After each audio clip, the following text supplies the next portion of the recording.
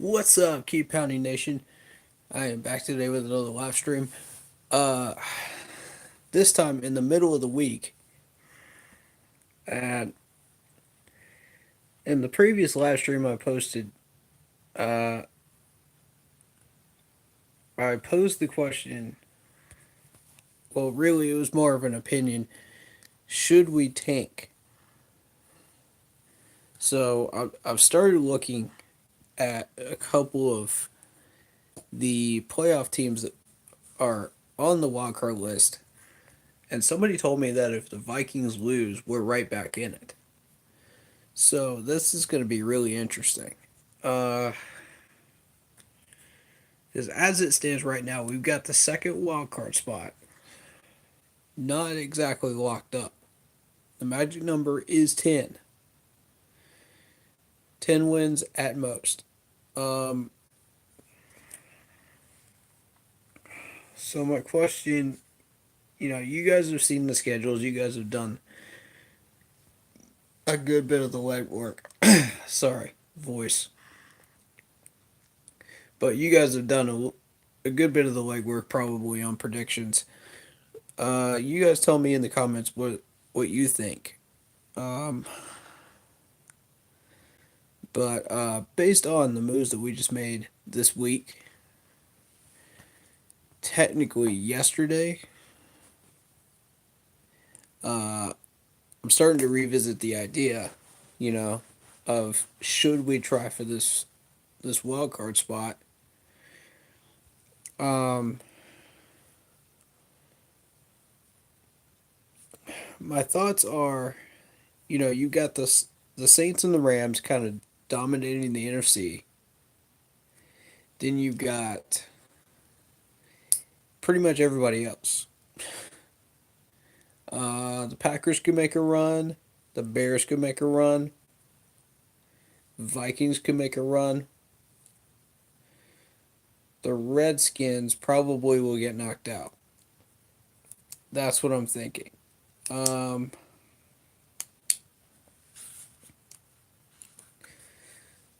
we cannot afford to lose the next two, otherwise, we are done. And I'm kind of borderline on whether I want us to push for this wild card spot or not, because honestly, well, I'll let you guys be the judge. Here's the moves we made in case you guys missed them. Um, uh, Bird is now on the IR. I forget what injury he had exactly. Um, I'm sure there's several other sources that could probably tell you. Um, but yeah, he is on the IR.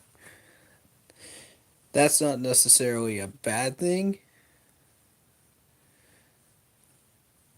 Uh, because it gives other wide receivers a chance, like Samuel and DJ Moore. But uh, at the same time, it kind of is because number one, we're losing a valuable return man.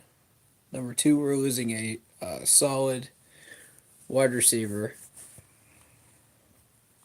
Yeah, I think of him as kind of a slot man, really. Uh, so yeah, that opened up uh, the next few moves here. So Lorenzo Doss. Sorry about that. It's late night. Just excuse my speech right now because I'm tired. I've done a lot today, so just bear with me. Um, so Doss is promoted, and based on what I've seen from him in training camp, I like him, and I do feel like he's more prepared than Corn Elder was, and that was before Corn Elder stepped onto the field uh, against Seattle. I did feel like Doss was more ready, but the coaches thought otherwise. So, you know, these guys see these guys and these players in practice pretty much every day. So they they're a pretty good scout in talent. But yeah, I say give Doss a shot. Let's see what happens. It's got to be better than Captain, right? Captain's been garbage ever since he came here. At least before he went to Minnesota, he was catching interceptions for us. Now he hasn't caught a single one. That man can't catch a cold in the dead of winter. Coming back to us, man, like that. Captain's just straight trash. So, both of these next moves here uh, revolved around corner. And that's a good thing because corners are weakest spot, in my opinion, on defense. A lot of people would argue the defense coordinator, but, you know, again, I'm not ready to give up on him just yet. So, uh, Josh Thornton signed to the practice squad. Now, I don't know much about Josh Thornton, other than the fact that he played for the Texans at one point. So, if somebody's got some information to fill me in on that, please do hit me up. Uh, I have listed my social media sites in previous videos, so definitely hit me up if you have information on him throughout the week, uh, or in the comments below.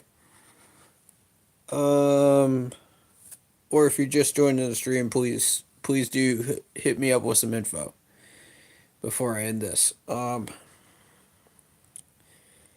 So we had some kickers worked out this week as well. Now, I've been reading all the comments. I've been seeing a lot of hate towards Gano, and I'm sure the management saw this as well. So they started looking at kickers. Here's the thing. If you've paid attention to Gano when he's under pressure for his job, he will do better. And it's been proven in stats. Um, so I like the move. I do. Um,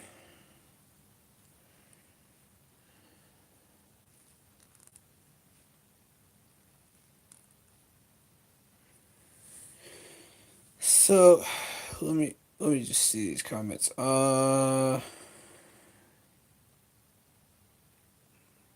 Okay. Yeah, 6-5. Far from out of this thing.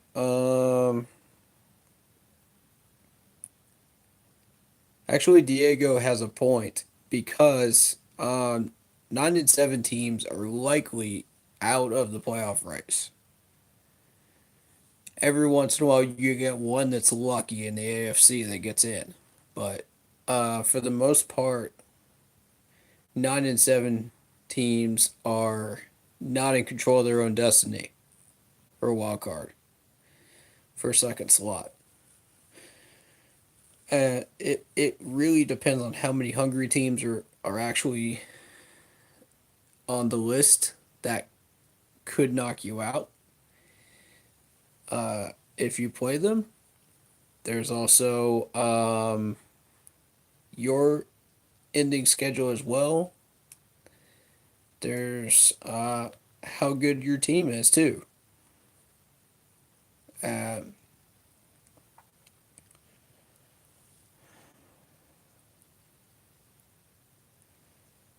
Uh, Jared, that's a lofty. comment right there. He says, "We will win the last game against the Saints. They will have the division locked up." Okay, do you mean they will win against us? Or we will win against them? Because I don't know if you've been paying attention, but Breeze has been on fire. They may not have a defense, but Breeze has been on fire and he can keep up with anybody. Anybody. Even the Rams. So, uh, Breeze won't play the final game. You got a point. You got a point, actually. Um, that's kind of what I was banking on if we split with the Saints. But at this point, I don't see, even with a backup quarterback, they could still probably beat us the way we are right now.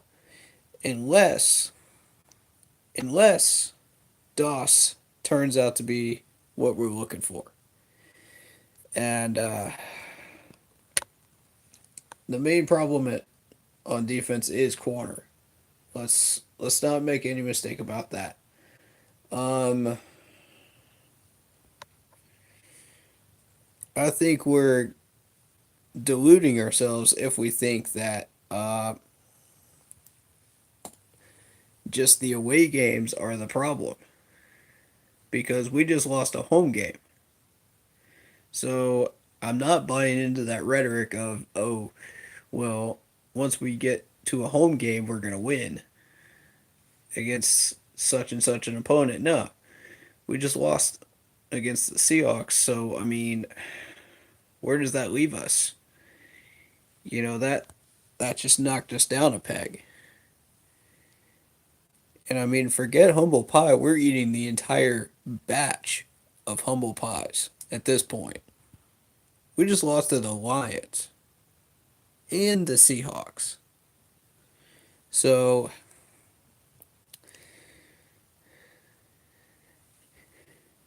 I mean, if we can't beat the Buccaneers next week, we might as well be eating the baker's dozen at this point because this is ridiculous.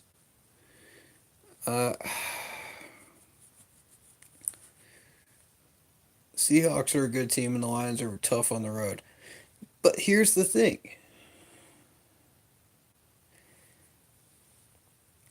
When you look at the schedule that we had when we started out, yes, exactly, Diego. We were favorites in both of those games. 60% win percentage. That's what I said when we first started out. Did I not? And we lost to both.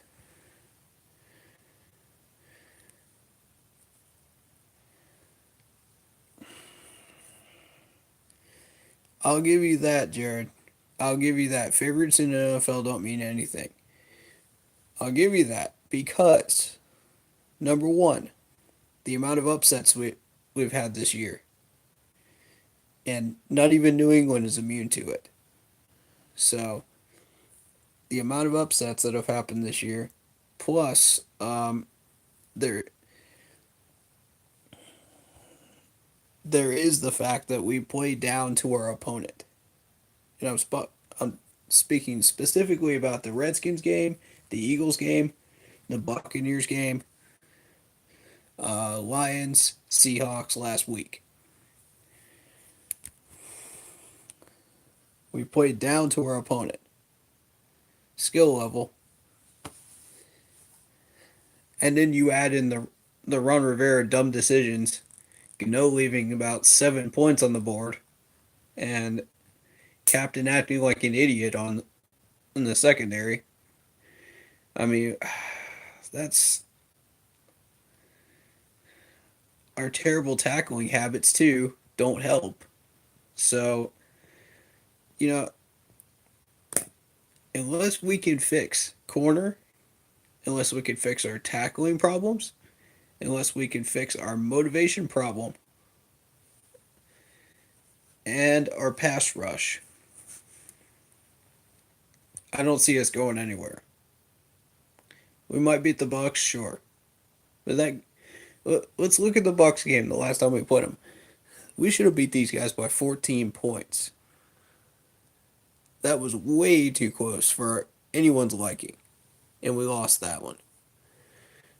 Uh, I'm not giving anybody a free pass for bad tackling. Nobody's getting a pass. Not Luke, not Thomas Davis, not anybody. They all slacked. They all took plays off. They all had angles. They all took bad angles and they were sloppy.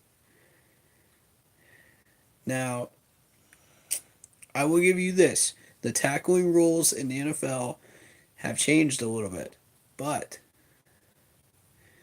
there is no excuse for the lazy tackling. None. None. And let me see these comments one more time. Uh, well, I'm not going to say that Luke's missed a step because if you look at it, Luke has had to cover for cornerback position. He's had to cover the middle because the front four were not stopping the run. He's had to play linebacker as well, which is his natural position. So he's having to do all three at once. That tires him out after a while.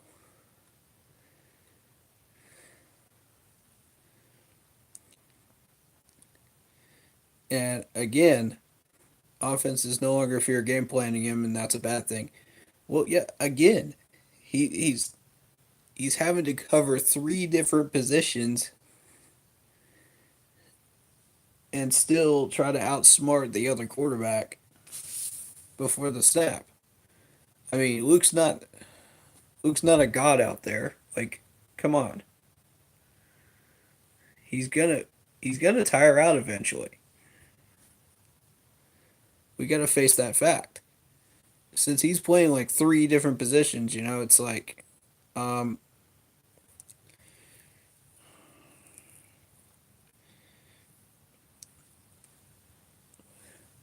that's well, yeah.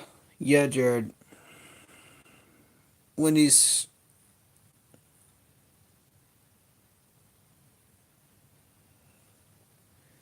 Let me get to each comment here that you're saying here. Then we'll go from there.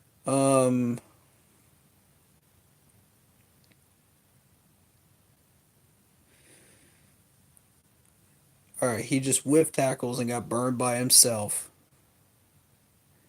Yeah, I'll give you that.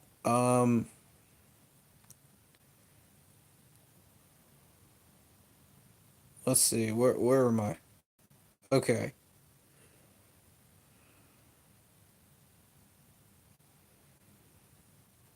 He's supposed to be the best conditioned player, yet he's not a god, and it's time to hold him accountable for his abysmal year. Um, I'm not gonna say he's having an abysmal year, but he's not having a terrible year either. Uh,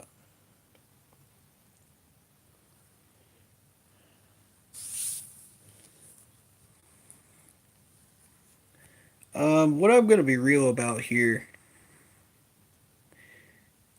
Yeah, I've got two sections where I'm gonna be real in this one. Um, Not having to do with Luke. Number one is well, I'll make that three sections where I'm gonna get on a soapbox here. But and it starts with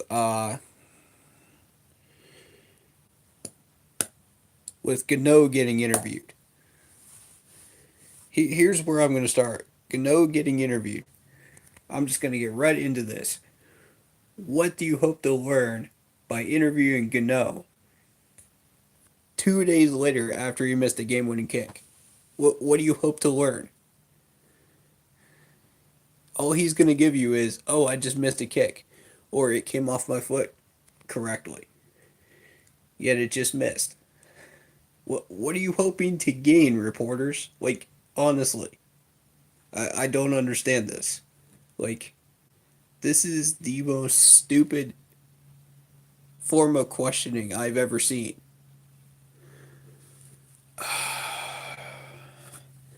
And this goes back to the problems I've had with reporters because right from the get go, because if you're asking the wrong people the wrong questions, you're not going to ask the right people the right questions. Questions such as why does Captain have a 3 year contract still in Carolina and not earning a dime of it? Please explain that one to me, management, because I'm still trying to figure that one out. He hasn't earned a single dime of it.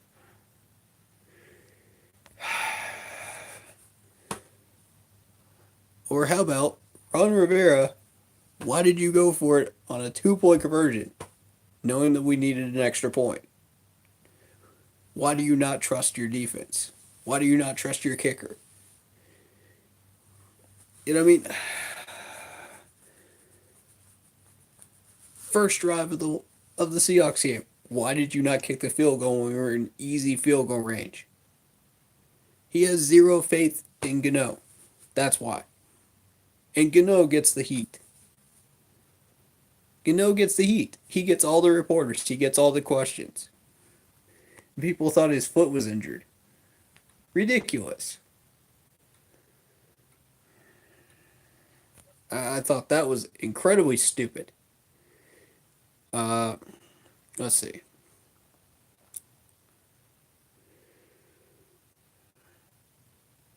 6-5. We have a 24% chance of making the playoffs.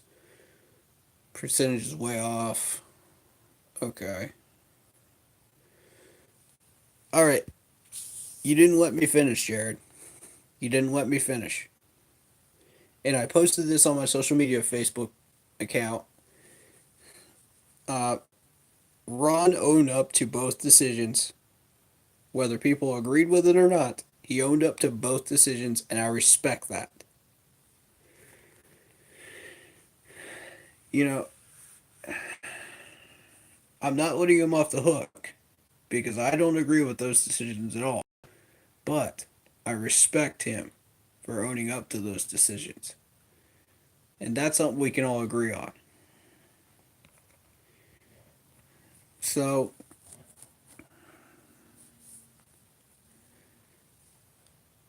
oh, shoot. I just don't understand why they're interviewing Gano 2 days later. There's no point. Here's another great question. Why is Eric Reed getting another random drug test each week of the year?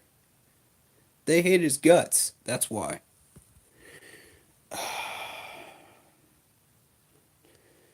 I don't understand this. This is an attack on one of us is an attack on the entire team, as far as I'm concerned, in some ways. In this particular case, it is because I have zero problems with Eric Reed so far. He has not caused a distraction. He has held to his word. And what I define as a distraction is him doing something stupid on the field that penalizes the team and causes us yards, causes us drives, causes us to lose a game. That's what I consider a distraction.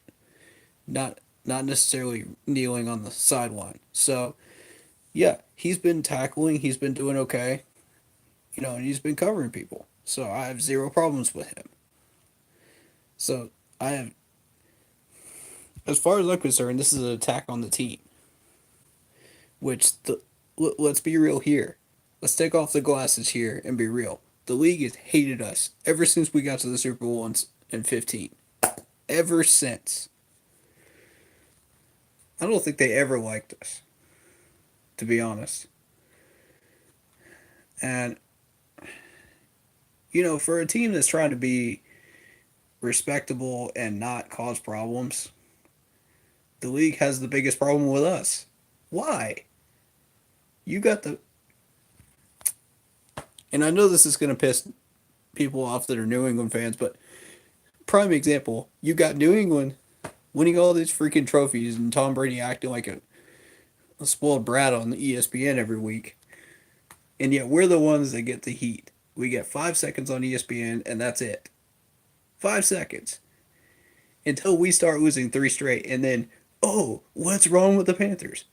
There's something wrong with the Panthers. We can't figure out what's going on. They scored X amount of points and they're still losing games. Just, they devote a 15-minute segment about us. I saw that the other day and I was just like, typical ESPN. Typical. You know,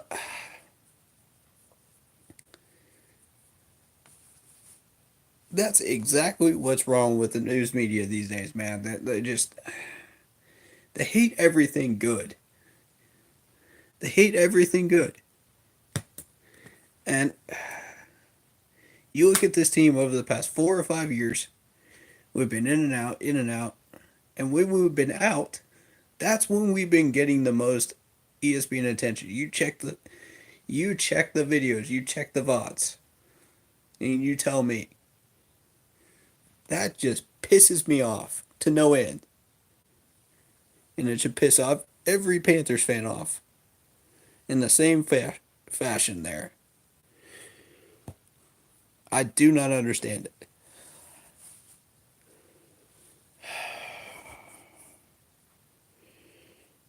So,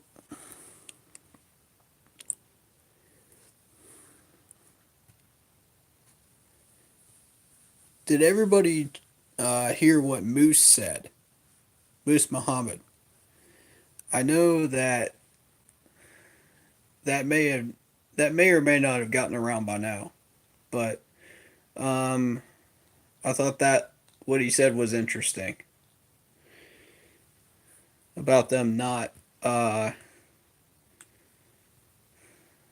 know I sent it to like two or three people today. Um, I didn't get a real chance to really analyze it though. But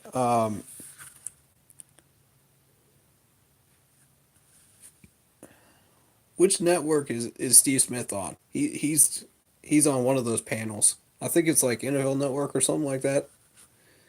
I forget. But I would really like to hear his opinion on that too, because he and Moose worked together for so long, and between the two of them, they put in so much work and effort into this team, and they put their hearts into this team. Dude, on every play. They may not have been able to make all the catches. They may not have been able to get all the touchdowns, but you cannot question their motivation, their fire, their heart, and their discipline. And that's exactly what this team is lacking. You want to tell me what this team is lacking? That's exactly it. Moose nailed it on the head. And when that man speaks, we all listen because Moose has had such a huge impact on this team that we can't ignore it. Um,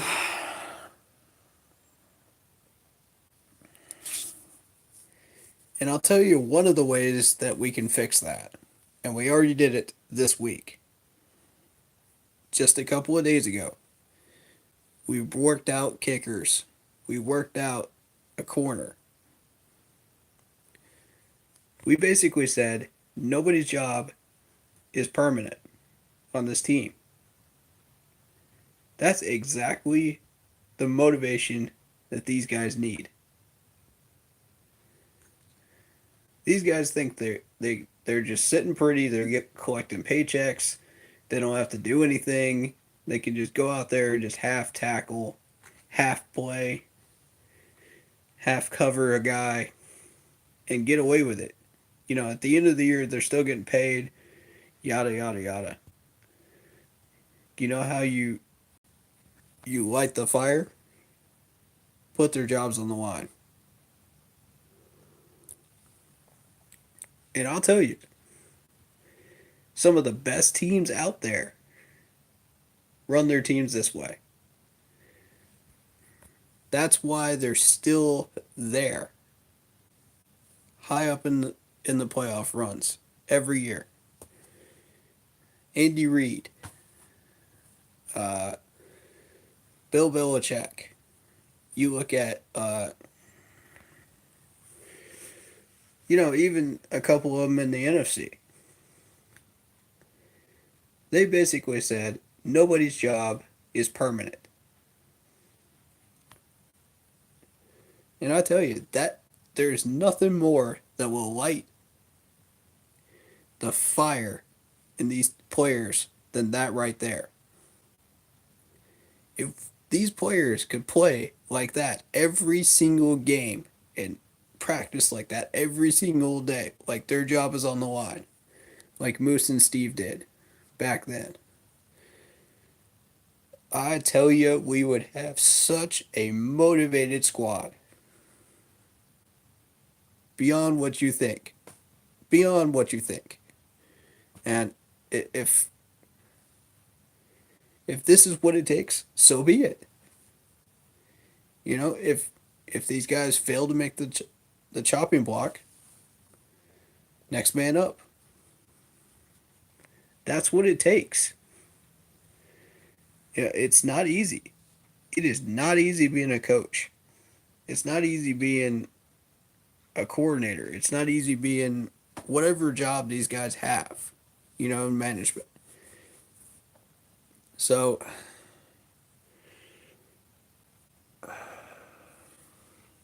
you look at some of these players that there is no fire on this sideline at all. None.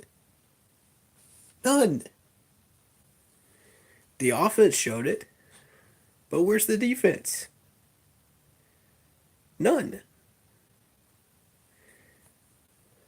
And I'll give the people credit that were saying this about Ron Rivera. He used to be a defensive coordinator. And uh, our current one right now used to be a defensive lineman coach. So why are we not putting the pep in the step? You know, as I'm wearing a Peppers jersey right now. why are we not where why are we not putting the pep in the step? That's what we need to be doing. And I know that sounds like a terrible, terrible word choice, but that's exactly what we need to be doing. But based on these moves that we just made a couple of days ago, with Lorenzo Doss and Josh Thornton, I'm starting to rethink, uh, or revisit, I should say is the right word, uh, what I said about us tanking. Um, and also the information about the Vikings losing, putting us back in the hunt. Um,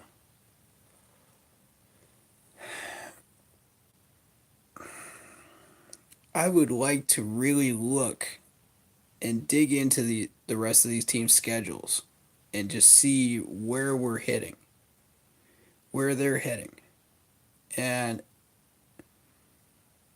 what scenario puts us in. Um,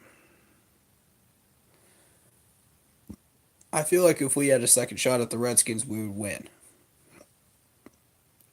Um, I'm not sure. I didn't get a really good look at the list, actually, to see who else is on that list, to see what we're dealing with. But 9 and 7 seems the most realistic right now. However, 10 is still the magic number. And we'll just see how that goes. But I'm not gonna. But like I said, after the most recent moves to our most kryptonite spot on our defense, I'm starting to revisit it, the idea. So, yeah. And again, if we choose to tank, no coach or player is gonna say it out loud, but and if they do, they probably lose their job. But the playoff process would help us in a way. Um, but so would tanking for a draft spot. So in a way, we're in a good spot, but yet we're in a bad spot at the same time. So uh, we're at a crossroads where we got to make a decision. What are we doing? And the players and management are going to say, "Oh, let's go for it. Let's try to get in." We've got a shot still, but realistically, it's not that easy of a choice. And that's why I'm going to really dig into this. And once I've completed my research, I will be doing another live stream of it, of talking about this issue and continuing the discussion. Um, because I would like to really find out what we're doing with before I close the book on this season or keep it open again. You know, and I know a lot of the things I'm saying are probably not going to make a whole shinola of sense because it's late at night when I'm recording this. But yep.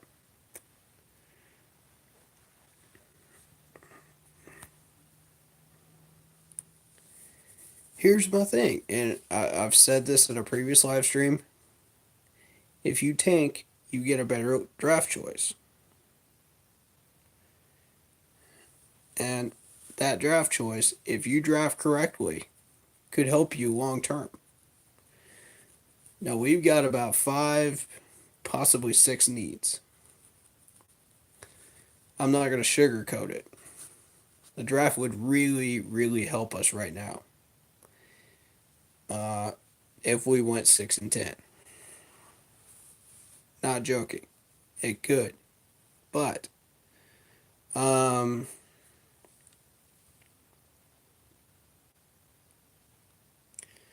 you can draft correctly no matter where you. Not necessarily, Jared. Not necessarily. Um,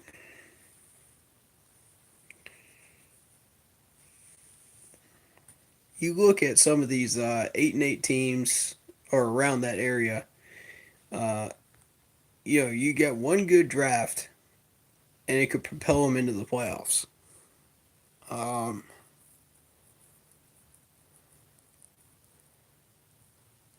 Such as maybe the Ravens. They're one of those borderline teams that could benefit from it. We're one of the borderline teams that could benefit from it. By tanking the last bit of their games and going in because they have no shot at beating the top dogs in either conference. Um,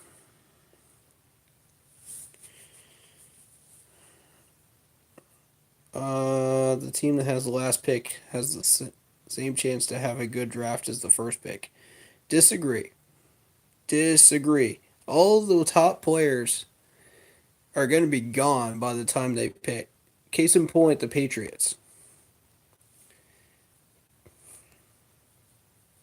Case in point, the Patriots. You look at them, they're in the bottom third every year, yet they've got great scouts. They know exactly what they're picking.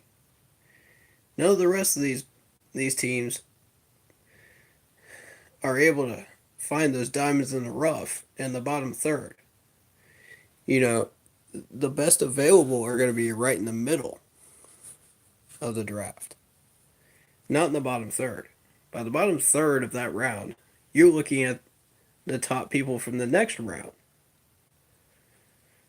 because the way the NFL draft works is players are drafted on needs, scheme, fit, and uh, their play style. So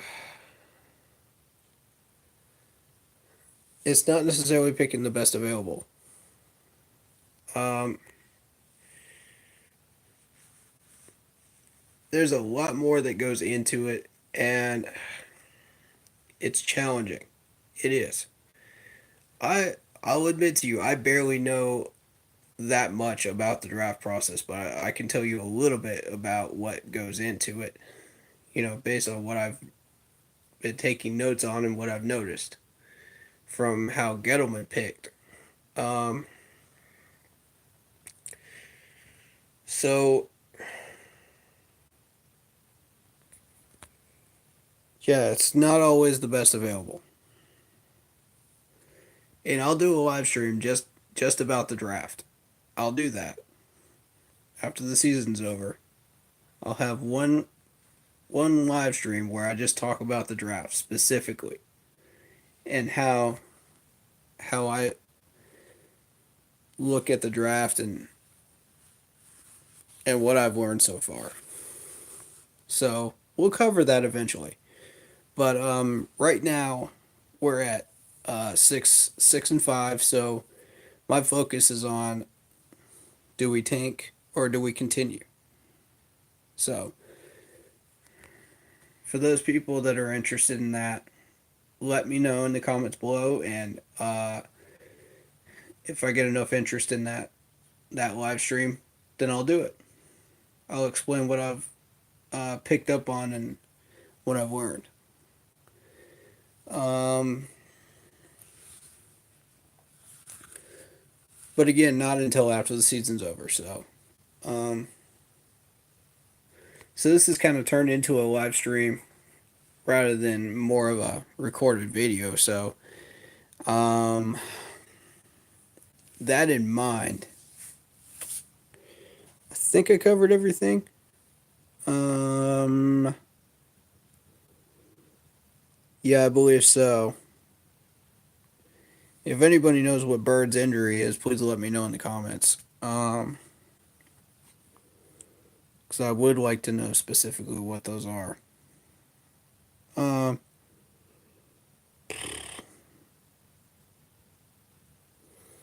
and any information about John Thornton as well. Or Josh Thornton. Sorry, I butchered the name. As I said, it's been a busy and long day, and I'm kind of tired, so. Um, I guess that'll cover it. Thank you guys so much for watching. Leave some comments down below. Hit that like button, subscribe, and hit that bell so you don't miss any new content. Until then, I will see you guys either later on the week for another live stream or for the pregame of the Buccaneers game. Have a great day / night / whenever you're watching this. And as always, keep pounding. Have a good one, guys.